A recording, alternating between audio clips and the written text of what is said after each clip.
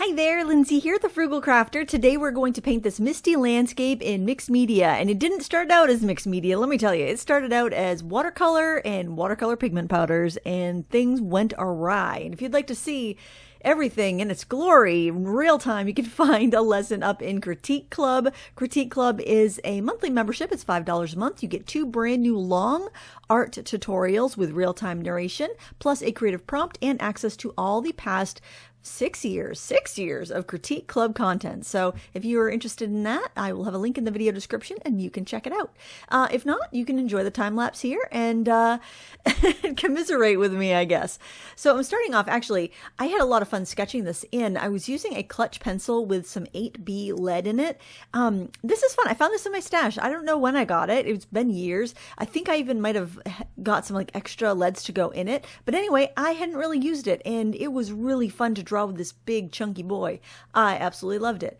And I just love the dark lines. I'm working on Hahnemuhle Leonardo paper, which is a really heavyweight watercolor paper, 100% cotton. It's quite a rough texture. I don't know if they consider it rough or cold pressed, but it is a rather rough texture. And honestly, I kind of feel like I wasted it because this painting did not come out as well as I'd hoped, or it didn't come out as I hoped. I don't know exactly what I had in mind, but it was definitely something a little bit looser, a little bit more explosive with color, but a little bit more textured. I don't know. It just was not what I envisioned, but you know, that happens sometimes. It just does. After sketching on the design, I went ahead and I wet it with my brush, and this was not water soluble graphite to my knowledge, but it did move a little bit. And I don't know if that's because it is such a dark pencil, but it did have a little bit of water solubility to it. So you can see the paper got a little bit gray, but I figured that was fine because it is such a misty, desaturated painting that I figured the gray would work with it. I'm using some super granulating watercolors here. My friend Rosie had shared her stash with me. She bought all the different sets and then made little pans for me, and it was wonderful because then I got to little sample everything and then decide what I might want to get a tube of. But I'm not even close to finishing up those because, you know, watercolor goes a long way. But I was basically sticking to kind of warmer colors in the ground and cooler colors in the sky, except for the center at the end of the path where it's kind of where the sun is rising and it's a little bit brighter and a little bit more yellow. And I believe the yellow in there is volcano yellow from like the urban set. But all the colors I believe are open stock, so you can just kind of pick and choose. And honestly, I think I would, because so many of the colors are very similar. And honestly, I have a lot of the supervision layered colors, and again, very similar. So maybe the volcano yellow I think is quite unique, but I'm sure you can mix up some granulating colors by what you have in your stash. And I have a whole blog post on how to find the granulating colors in the tubes you already have, so you don't have to go buy anything. So here I have my watercolor powders. I have a few different brands. They're all basically the same. I would say if you're not sure I would like what to go with, I really like the Brusho brand.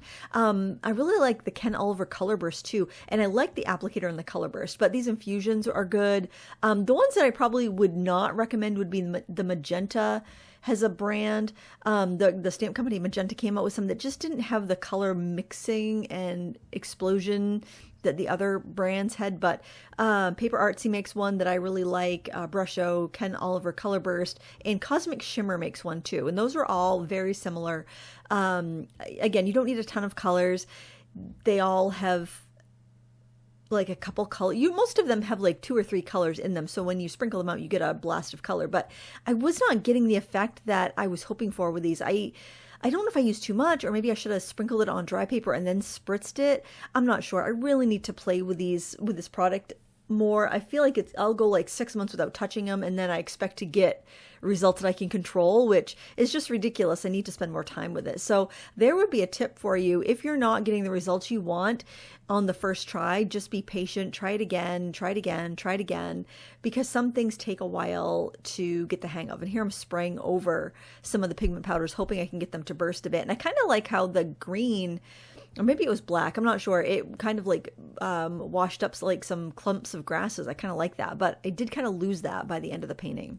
Now, while the paper's still damp, I am going in with a number 8 round and paste paint, basically not a lot of water on my brush.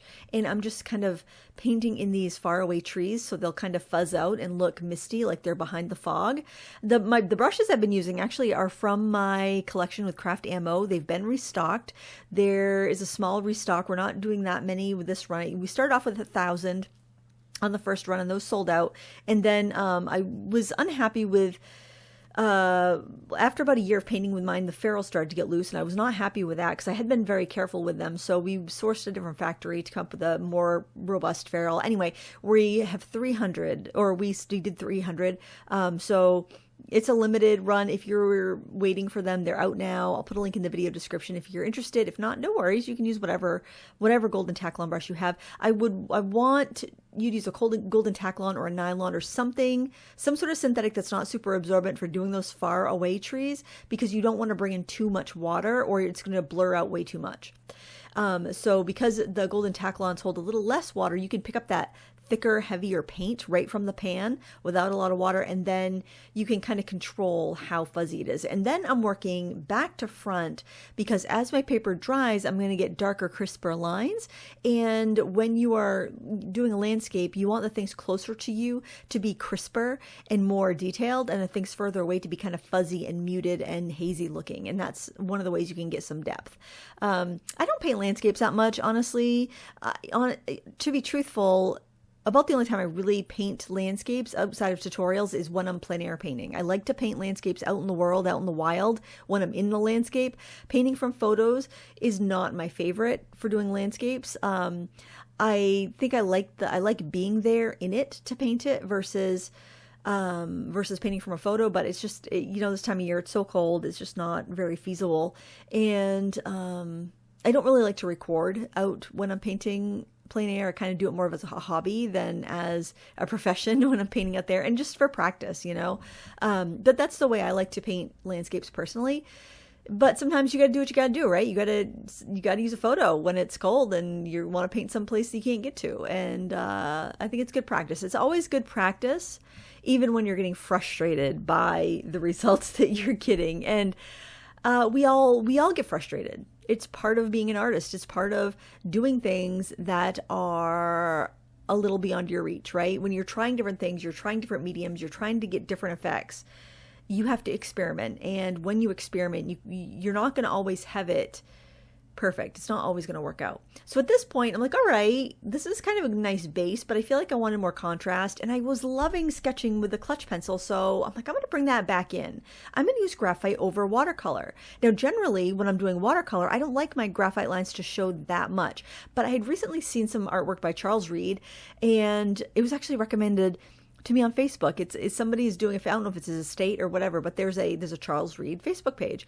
And I was seeing some of his Christmas cards. You know how sometimes you can see somebody else's artwork and you're like, I love it, it's so charming. But if you had done that artwork, you would be intensely critical of it, right? And I was looking at one of his Christmas cards that he had painted many years ago, and it was like a little cat on a ledge, and there was like a snowy scene in the background, and I was like, that is so charming. I love it. I love the pencil lines. I love the whimsy. I love how loose it is.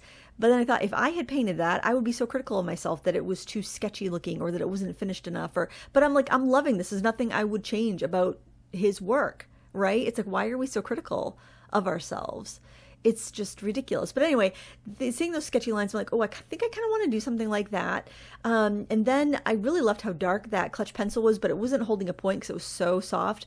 And then I remembered that I had the Faber-Castell matte black pencils, and I bought those because I was thinking, oh, I want to do some drawing tutorials, but graphite just glares so much on camera, especially with how many lights I need on for filming, that it doesn't film very well. It doesn't make for a very interesting video, and you can't see the full value range. So I bought those pencils, and I did not like drawing with them because they've got like a bit of an oil in them or something that makes them very difficult to blend out. How graphite blends out so smoothly. The Pitt graphite matte pencils or black matte pencils do not blend out smoothly like that. So they're kind of frustrating if that's the technique that you want. But with this, I didn't really want to blend. I wanted some sharp detail, and I wanted some really dark black, really dark contrast. So these were perfect for that. And they hold the point a little bit better than the clutch pencil because it's just a regular lead. And I did use my, I used a little handheld sharpener with a little catcher in there, a little thing to catch the shavings, because I thought having that graphite powder would actually be really handy for some stuff. I don't have graphite powder. I have charcoal powder, which is so messy, and it was kind of a regret purchase after I got it and I started using it and realized I don't like that. But I thought, ooh, maybe some graphite paper though, because a graphite powder, because then I could rub it over a paper, and then I could use a pencil for darker edges, and I could use an eraser for highlights. I thought I might really like that technique. So sometimes when you're working on one thing, that might not be going the way you want it, but then you get these other ideas of things to try. And I've been feeling very creatively blocked lately, and I think it is completely due to stress. I thought that I wanted to, okay, so this is my stressful story, which if you watch Sat Chat, you've already heard my tale of woe. Like 2 weeks ago, my husband got noticed that his radio station's closing at the end of the month, and everyone's going to be laid off. And so that's kind of a stressful thing, right? And so I thought, well, this is December. December is, and I previously had decided, the day I got this news, previously I decided that morning, and I'd already started a 28-day fitness challenge and a new diet. So already tensions are high. I'm not loving life. And then, so I get this news, but I'm like, all right, I'm not going to give up on my workout challenge because I already told myself I was going to do that, and I didn't want to feel like a failure. So I'm like, I'm going to do that.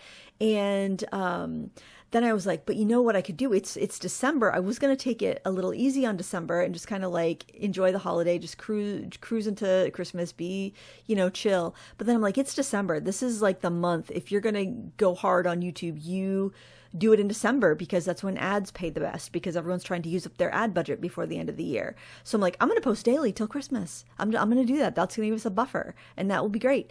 And that lasted about a week and a half. And then we lost power. I couldn't get a video up.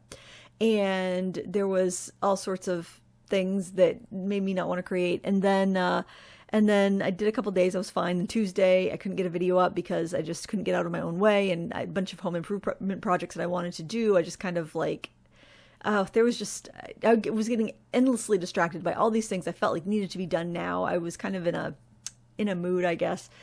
And then Tuesday, I didn't get the video up for that day. I was like, oh, okay, I'm going to do this video for Wednesday and for Critique Club. Didn't get it done on Tuesday. So Wednesday, I'm like, all right, it's got to be done. I've got to be done. I'm going 2 days in a row with no video. And this is the same person that said, I'm posting every day. I'm posting every day in December. Yeah. So best laid plans, right? But you got to give yourself some slack. You could just say, well, I didn't post every day, so I guess it's a loss. Why bother doing anything? I mean, that's a choice you could make. You could do that, or you can get back up on the horse and say, okay, I'm going to dust myself off. I made some bad choices. I've dealt with the consequences of my bad choices, and now I'm going to get back on the horse and do my best and try, because that's all you can do. You don't burn your house down because you're a little behind on schedule building it, right? No, you dust yourself off and you keep on going, right? So that's what I was doing, dusting myself off and keeping on going just with this painting. I was doing that with this painting too, because now at this point, we're getting the gouache out. We know we're how many medias are we on? Let's see, watercolor, pigment powder, graphite. Now we're on gouache. We're on medium number 4, friends. I'm like, no, this has got to work. This painting is going to come out. Whether, I don't know, this is it. This is what I'm doing. This is good. I got to make it work. Make it work, people. Make it work, right? What was that? Project Runway. Get up. Make it work, people. Make it work. It's like, I've got 1 yard of fabric and I've already started. This is what we're doing. We're making it work. And I kind of like this, actually. The little touches of purple on that tree in the front. I really like that little bit. And I think this is one of those paintings where I don't love the painting. I'm going to be honest. When it's done, I don't love it when it's done. There was parts in it that I thought, oh, this is going to be really great. And then the pieces weren't cohesive. The pieces didn't fit together. But there are parts in this painting that I love that I wouldn't have done and I wouldn't have got to if I didn't force myself to finish it. And sometimes you just want to give it up, and you want to give up on the project and just move on because it's so frustrating. But pushing through, and sometimes you just have to, right? Pushing through, making it work, a lot of times you'll come up with the most creative solutions. And even if you don't love the painting when it's done, you may love something about it. Like I love that bark and the tree that's closest to the viewer there on the right. I love the bark on that tree. That's such a cool look. The graphite, the watercolor, the gouache. I think it works really well together. Here I'm trying to spatter on some leaves with a toothbrush. That's not showing up whatsoever. It's too fine of a mist. I'm getting a spray everywhere, and I'm pretty sure I used a cadmium color, which luckily I was just spraying down and I wasn't totally atomizing it, but that's a bad idea. If you're going to use a spatter tool, if you're going to use a spray mister, if you're going to do any of those techniques, don't use a cadmium color. I mean, the droplets are going to be pretty small. You're probably not going to breathe them in like you would if you were using like an airbrush, but still bad idea. So sometimes we make poor choices. So just kind of keep that in mind. If you are going to use a toothbrush, I'd rather you didn't use cadmium colors. So if they're on your palette, make sure they're labeled and you know if you're going to have them. I know a lot of people do a heavy metal free palette, and that's smart, honestly. That's smart. But I do love cadmium colors for their opacity, and especially in watercolor. In gouache, pretty much everything's opaque, but cadmium colors are so vibrant because they're naturally opaque, so they don't need to add any opacifiers to them. Anyway, that was just, I'm calling myself out on that poor studio behavior because it's serious. It's serious. So I'm calling myself out on that. And now I'm mixing some super dark purple with the like a kind of a pyrrole red and a ultramarine blue. And it gave me almost a black purple, and I like that in the shadow of the leaves down front. Now I'm using pastel because I'm like, I'm not getting the pop. It's not evoking what I want it to evoke. I'm just frustrated. I'm frustrated. So pastels are very opaque. I can lay them down pretty quickly. I feel like drawing is, I'm probably more skilled at drawing than painting. So being able to go in with a drawing medium, I think is a technique I feel confident in, I should say. And I do like drawing media. I love markers and colored pencils and pastels. Painting can just be quicker sometimes when you're covering large areas. Anyway, I just went with the pastel pencils. I just felt like that's going to be the way that I finish this off because I am kind of like out of bullets at this point. I'm throwing the gun at this painting, and now I'm going to be demonetized because I used the word bullets and gun. Oh man, I am batting 1,000 today. I'm batting 1,000. Not only am I not posting daily, but I've used 2 words that are probably going to get the video flagged. Oh my goodness. Powerful tale of woe, friends. So yeah, combination of hard pastels, soft pastels, pastel pencils, and these are all the chalky kind of pastels, which would be classified as soft pastels. But those really thin ones in my box there, the new pastels and the pastellos, those are a hard chalky pastel. Those are great for crisp details. They're great for these finishing touches. They're not very dusty. And you could just use pastel pencils. Honestly, let this be ideas for you on how you can get yourself out of a situation that's not working in your painting, because we all have those times. And the times that I really have a hard time with this is when I don't have time. I don't have enough time to do what I want to do. I don't have enough time to get that project done, to get that video out. It's when I'm stressed out, when I have these situations where you feel that you don't have time to breathe, let alone think about how your painting should come out. And probably I should have just taken a nap and pushed it off one more day, but I was the anxiety was building. I'm like, I needed to get this done. I needed to get something out. I was in a bad way, friends. I was in a very bad way. But I persevered. Whether it's a successful painting or not, I don't know. I don't think the painting itself is really that successful, to be honest. However, I think there are parts of the painting that I like, and there are parts of the painting that I've learned from, and there are things that I will take away to other paintings, and there are mediums that I'll use that maybe I'd forgotten about. So for that, I call it a success. And if you still want to see that real-time version, I can't imagine anyone would, but if you do, it's in Critique Club, so log in, check it out, and thank you so much for watching. Until next time, happy crafting.